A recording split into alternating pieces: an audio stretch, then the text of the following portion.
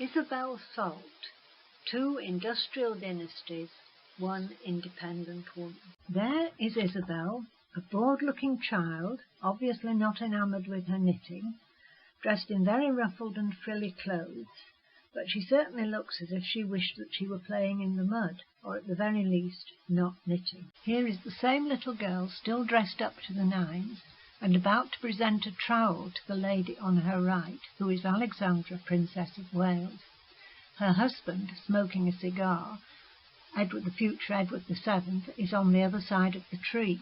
Not quite a usual childhood. This is Milner Field, not an ordinary house, built by Isabel's father in around 1870. It was very large, with conservatories and large grounds with a boating lake, an impressive home for the family, consisting of Isabel's mother Catherine, her father Titus the younger, and Isabel's 3 brothers, Gordon, Harold and Lawrence. Also a large and fine enough house to entertain Edward, Prince of Wales, and his wife Princess Alexandra, as we saw in the last slide. This is Isabel's father, Titus Salt, the youngest son of Sir Titus Salt, and sometimes known as the younger Titus. He was the one of his sons most involved in his father's business, and he was also the builder of Milner Field. This is Sir Titus Salt himself, quite advanced in years. He was responsible for the large mill complex in Saltaire, together with houses, the institute, the bathhouse, etc., which all formed a large village. As well as all this, he was the grandfather of Isabel. He died in December 1876, and Isabel was born in September 1876, so they didn't really know each other. Salt's Mills in 1860, seen from the northwest. This is the side of the river that we're looking from, where Milner Field was built later on. And you'll note the rural surroundings for Saltaire. Remember that Titus Salt wanted to save people from moral danger in the cities, and also from the general uncleanliness and unhygienic conditions. This is Isabel's mother, Catherine Salt, who was born Catherine Crossley.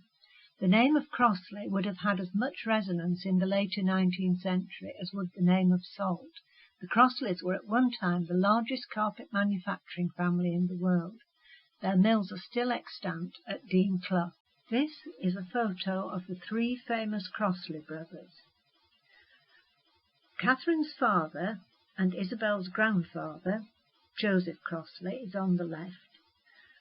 Catherine's 2 uncles, Isabel's great-uncles, Francis Crossley and John Crossley, are on the right.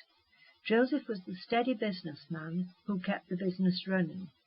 The other 2 were engaged more in public business, both being Liberal MPs, but also attended to the business. A contemporary photo of Dean Clough Mills in Halifax. These are the Arden Road almshouses in Halifax, a complex built by Catherine's father Joseph. He is reported to have visited the chapel often there.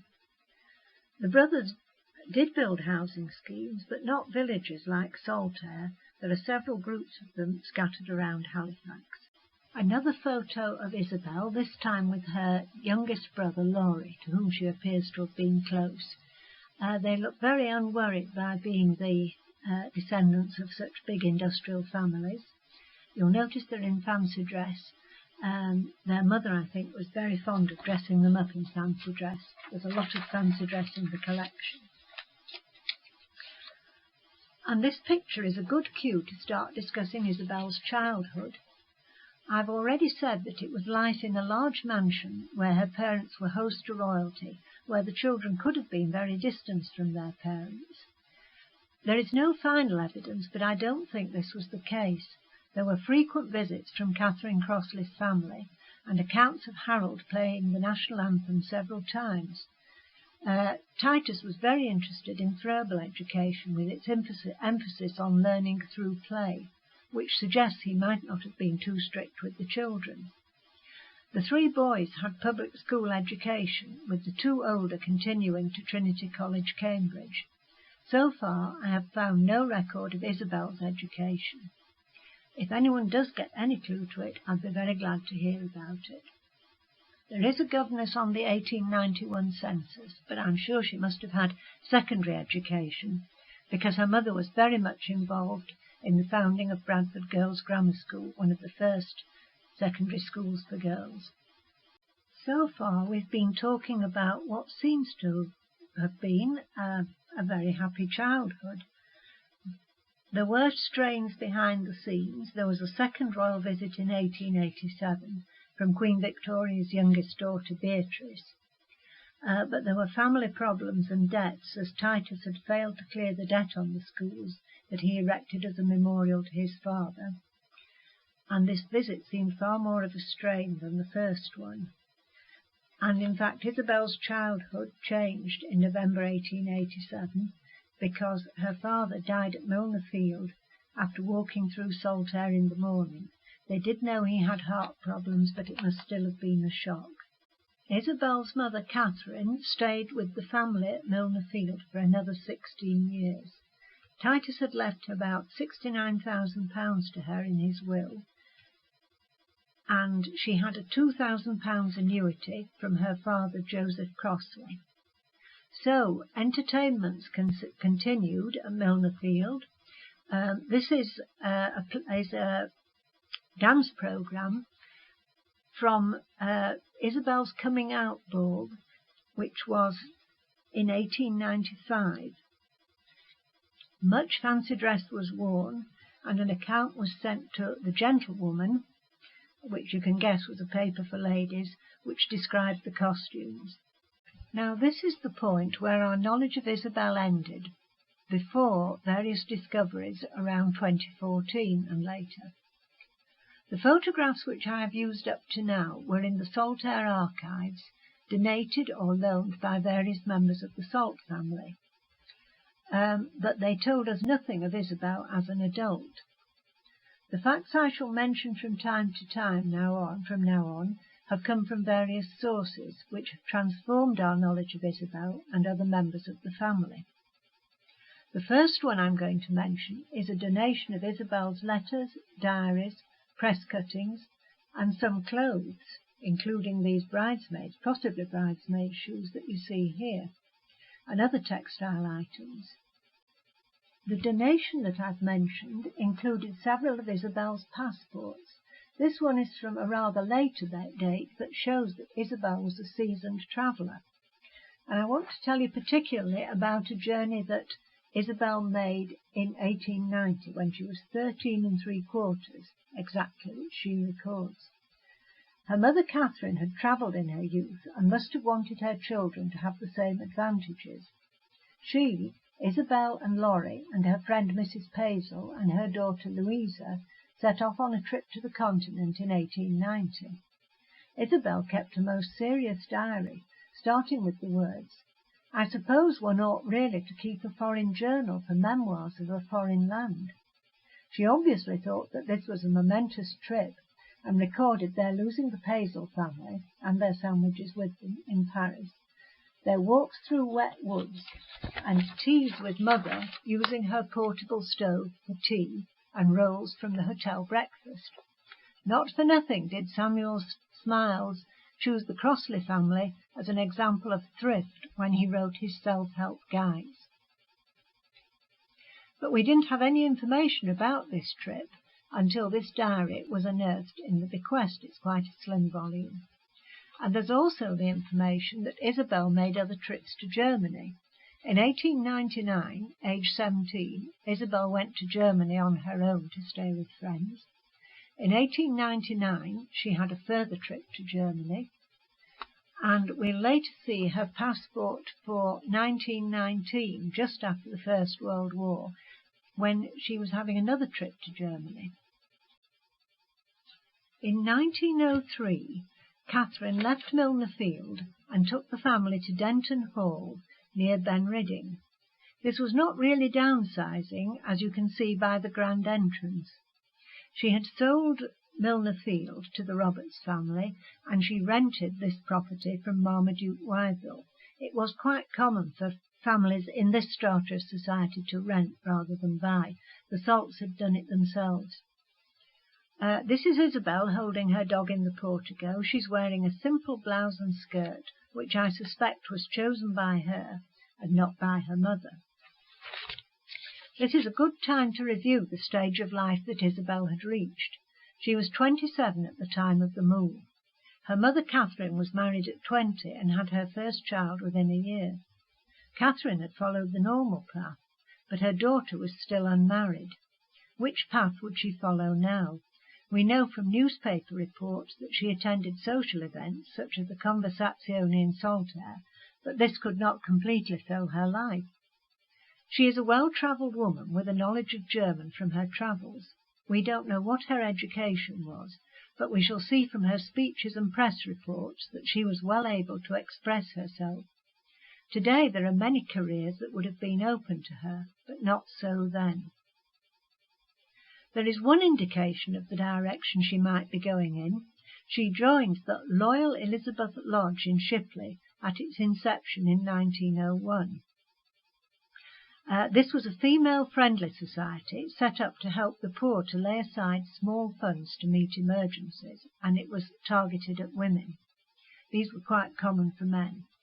She made a speech at the 2nd anniversary and at the 3rd anniversary after the family had moved to Denton Hall, and in the content of her speech was the message that the different classes ought not to be as separate as they were.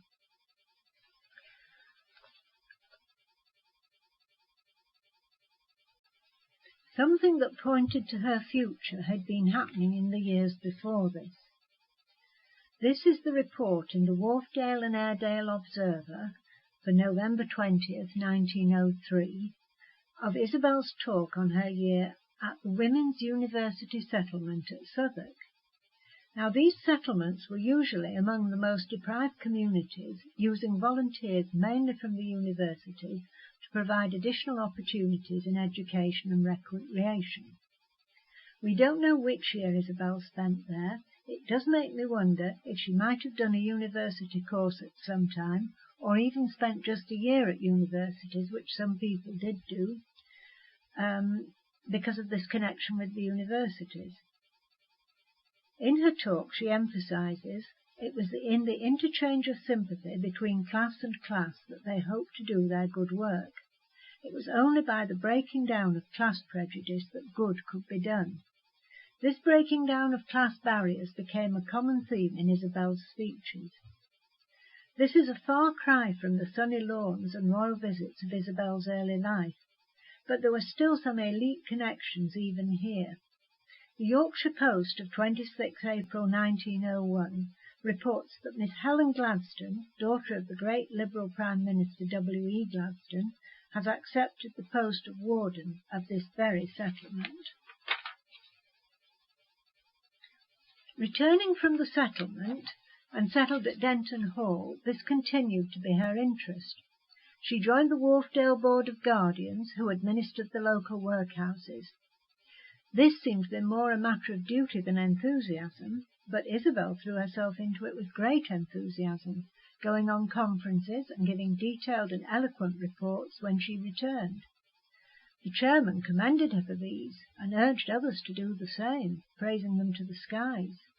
This possibly did not endear her to the other members, and I know that when she finally left this area, one of the members of the committee commented, "Our meetings will now be a great deal shorter." It was inevitable that this concern for social issues should prompt her to move into politics, and the most obvious party was the Liberal Party. Both sides of Isabel's family, the Salts and the Crossleys, were strong Liberals. Sir Titus Salt was an MP for a short time, and her great-uncle Francis Crossley was an effective Liberal MP for a much longer time. This was the era of the Liberals' great struggle to push social measures such as the old age pension and the licensing bill through the House of Lords. These were measures which Isabel had a great sympathy for. The licensing bill placed taxes on alcohol, so it was thought it would help to end alcoholism. She gave speeches on these measures and didn't shirk the economic arguments when it came to dealing with the budget. This is a sample of the posters for some of her meetings, both by courtesy of the Saltaire collection. This one is for a meeting of the Ipswich Women's Liberal Association. I don't know why Isabel was in this area of the country, but there is perhaps a clue in the name of the band of the Ipswich Social Settlement. Sir Daniel Goddard, who is letting them have his grounds, was a well-known philanthropist and Liberal MP and an ardent Congregationalist. He had built houses known as the Ipswich Social Settlement in Ipswich, and Oak Hill was his home. Maybe Isabel had met him sometime in her stay in the London settlement, and that's what the connection was. Or was Isabel in this area because the descendants of Sir Francis Crossley, her great-uncle, owned Somer Leighton, which is near Lowestoft? And how near is it to Ipswich? Anyway, it's worth noting that Isabel's name was first on the bill. Was that because it was ladies first, or was it because women were now gaining acceptance as speakers? So this is another Liberal Association meeting, this time at Isabel's own home, Denton Park, which surrounded Denton Hall. It's a garden party, and there will be some fun. There'll be the quartet party band playing for them, and there'll be afternoon tea. But there will also be Mr. J. Hastings Duncan MP, who was the local Liberal MP, who will be speaking, as well as Mr. F.T. Hunter. So as far as we know, I think I've seen reports of this, and everybody had a good time. Now, this was also the time of the struggle for the vote for women. Isabel joined in enthusiastically, but very much on the non-violent, i.e. suffragist wing. The suffragettes under Mrs. Pankhurst used violence, though not directly against people. Isabel very quickly and sharply corrected the editor of the Wharfdale and Airedale Observer when he hailed her as a suffragette instead of a suffragist.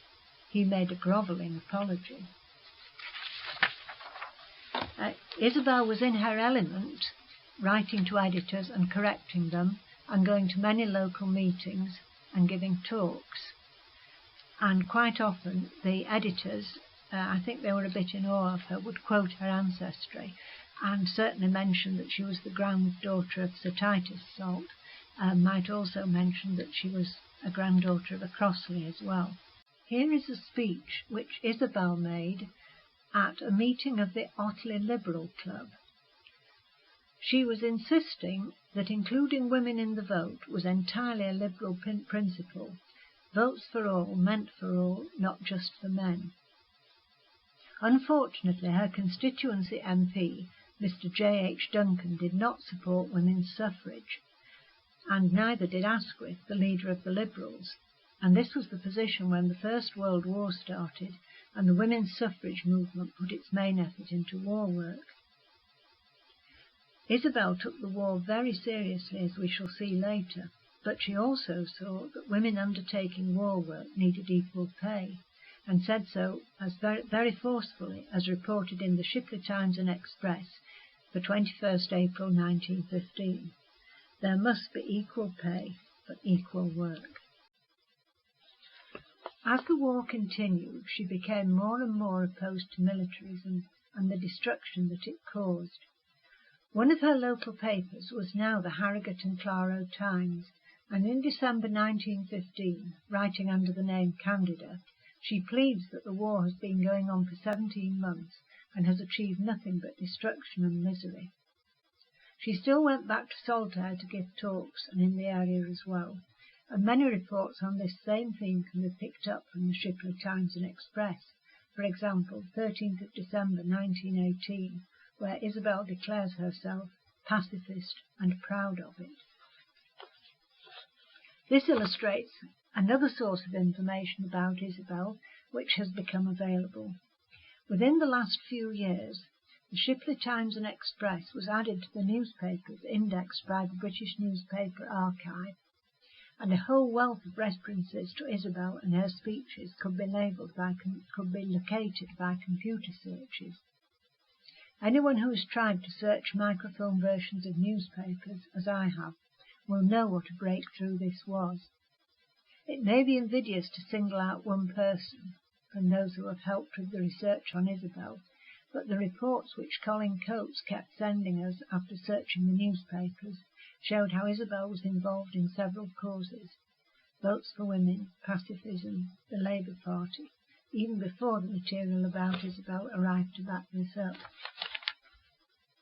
She also became a member of the Society of Friends, or Quakers, in 1918, a big change when you remember that Isabel's family on both sides, the Salts and the Crossleys, with a few exceptions, were strong Congregationalists. And a second major change was her political allegiance. As Isabel said also in the Shipley Times and Express, 13th December 1918, she had always been a Liberal, but she was now on the Labour side because she had found no outlet for her principles in the Liberal Party. This was the occasion when she was supporting Tom Snowden, brother of the more famous Philip Snowden, the first Labour Chancellor. In the years between 1918 and 1923, Isabel seemed to concentrate on writing or speaking about the need for a League of Human Rights, which would unite men as individuals without membership of a specific race getting in the way. There is more prominence given to religion in her writing, but I cannot find the controversial letters to the editors and the enthusiastic speeches at local meetings. In fact, her life underwent another change in the 1920s. In 1925, she appears to have set up a residence in Oxted in Surrey. No reason is known for this move. Her mother continued to live in Harrogate and did not die until 1930. Although she and her mother had been living in separate houses in Harrogate since 1916, it is quite surprising that she moved to find that she had moved so far away when her mother was about 79. Her birth family was still important to her. Her birth family was certainly very important to her. I have already mentioned her nephew, Dennis Salt, the son of her older brother, Harold. He was born in 1918 and died in 2014, so he spanned a very long period of family history. In the collection from Isabel, there are records showing that she paid his fees at Oxford, and she also saved a very good report on him from his tutor. It also records in the receipt for the fees that he had a break in his university course for the war, but returned there later. And he later had a very good career in the BBC finally, which must have pleased Isabel very much. And I have a small memory of my own about Dennis. Quite a few years ago, about 2003 I think, there was a meeting of the Salt family in Saltaire and speakers, and I got the opportunity to speak to him. He was very approachable, and I asked him about Isabel, if he remembered her, which he did very well. And his comment was, "You always knew when Aunt Isabel had come into a room." So there's the forceful personality, and I think that she was obviously not someone to be ignored, and many newspaper editors had found that in the past. Also, Isabel was helping to bring up a child in a family in Oxted and paying for her schooling, so most of her energies may have been consumed by the child known as Betty. It was Betty who preserved the items I mentioned earlier, which Isabel left when she died in 1968, the letters, diaries, news cuttings and textiles. Betty's daughter has visited us in Saltaire and said that she remembered being taken to see Aunt Salt, Isabel, and Aunt Salt was fun. She in turn preserved these, and they were eventually deposited in the Saltaire collection at Shipley College. Thanks very much to Betty and to her daughter for preserving them, and to Nick Salt, who made contact with the BBC to trace them. And it is thanks to the volunteers in the collection who have listed and preserved these items that we now have so much information about Isabel. They have made an invaluable contribution. What you have heard today has by no means exhausted the research material which is contained there, but I hope it has brought together the various strands of what we know about Isabel. Here are some general afterthoughts on the two families for whom Isabel Salt was the link, the Salts and the Crosleys.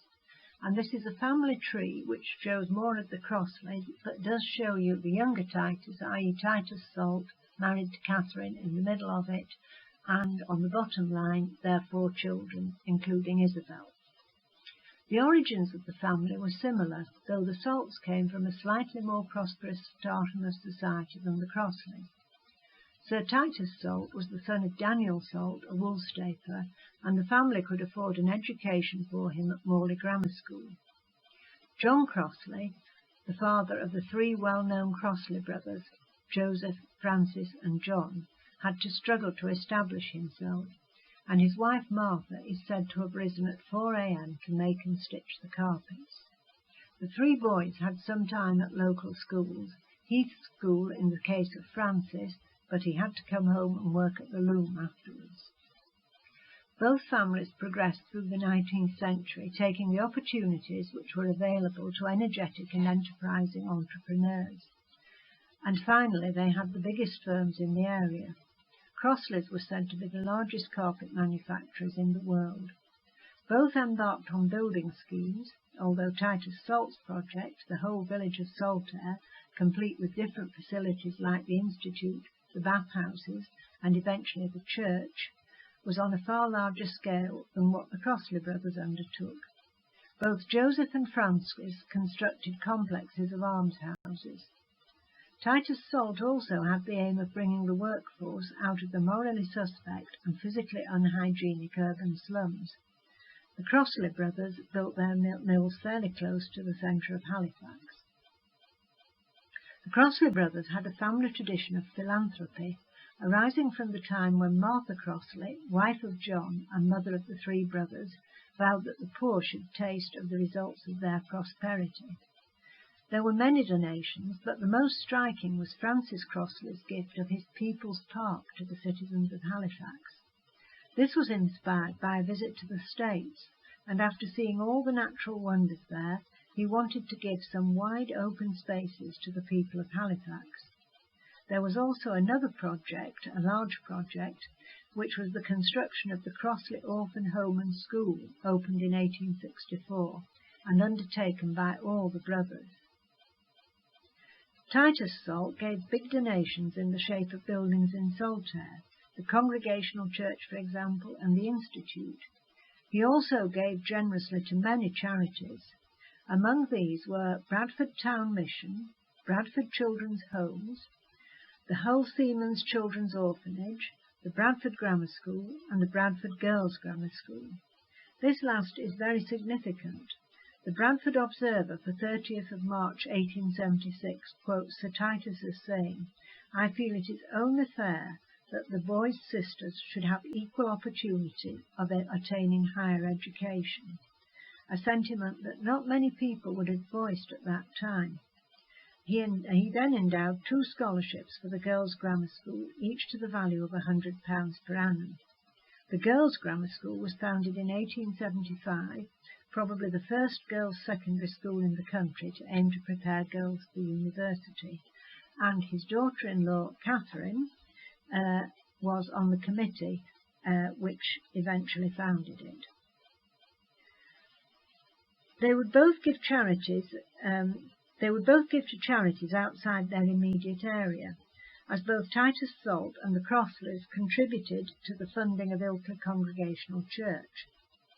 Titus gave land to another denomination in his own area, i.e. the Methodist Church in Saltaire.